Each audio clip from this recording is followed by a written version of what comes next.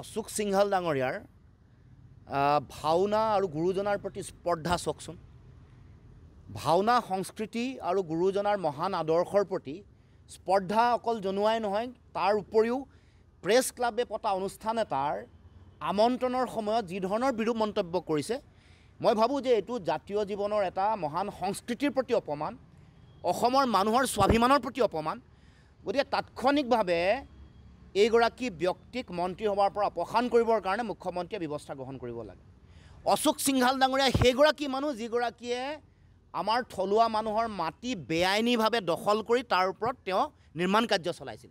এইগৰাকীয়ে অশোক সিংহাল যিগৰাকীয়ে অসমৰ জাতীয় জীৱনৰ ৰাজনৈতিক ভৱিষ্যত জড়িত হৈ থকা সমষ্টি পুনৰ নিৰ্ধাৰণ প্ৰক্ৰিয়াটো অসমৰ মুখ্যমন্ত্ৰীয়ে তেওঁৰ হাতত তুলি দি জাতিটোৰ ভৱিষ্যত ধ্বংস কৰিবৰ কাৰণে চিন্তা চৰ্চা কৰিছিল।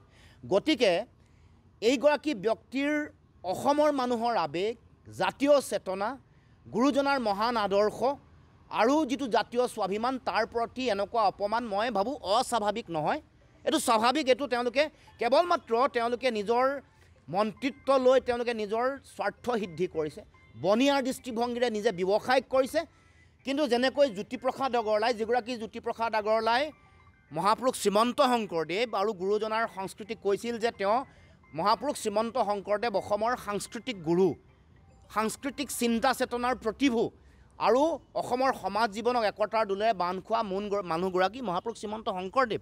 গতিকে সেই জ্যোতিপ্ৰসাদ আগৰৱালা, সেই হৰিবিলাস আগৰৱালা, সেই ৰাম কুমাৰ আনন্দ চন্দ্ৰ আগৰৱালাৰ দৰে মই ভাবোঁ যে অশোক সিংহাল নহয়, গোপাল জালানৰ দৰে অশোক সিংহাল নহয়। এওঁলোকৰ অসমৰ সংস্কৃতিৰ প্ৰতি, অসমৰ মানুহৰ প্ৰতি না দায়িত্ব আছে, না সন্মান আছে, না শ্ৰদ্ধা আছে।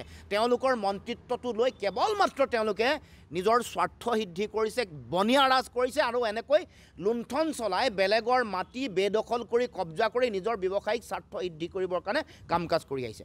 সেইকাৰণে মই মুখ্যমন্ত্ৰীক দাবী জনাইছোঁ যে তাৎক্ষণিকভাৱে তেওঁ মন্ত্ৰিত্বৰ পৰা বহিষ্কাৰ কৰিব লাগে। আৰু মই সংবাদ জগতৰ সকলো যিসকল মালিক আছে, যিসকল সম্পাদক আছে, তেওঁলোককো কৈছোঁ যে এই যে মহাপুৰুষ শ্ৰীমন্ত শংকৰদেৱৰ মহান অৱদানক অপমান কৰিলে, গুৰুজনা জাতীয় স্বাভিমানক অপমান কৰিলে, কোনো কাৰণতে যাতে তেওঁলোকে ক্ষমা নকৰে, তেওঁক বাধ্য কৰোৱাই অসমৰ মুখ্যমন্ত্ৰীক যাতে তেওঁ মন্ত্ৰিত্বৰ পৰা তেওঁক যাতে বিতাৰণ কৰিব পাৰে। আৰু অন্যথা এই কাম যদি কৰা নহয়, মই ভাবোঁ যে অসমৰ জাতীয় জীৱনলৈ যিবোৰ আক্ৰমণ চলিছে, এই আক্ৰমণৰ এটা অংশ হিচাপে এইটো পৰিগণিত হ'ব আৰু আহি থাকিব লগা দিনসমূহত এনেকুৱা কাম কাজ কৰিবৰ কাৰণে অশুভ শক্তিসমূহে তেওঁলোকে লাই পাব আৰু সাহস পাব।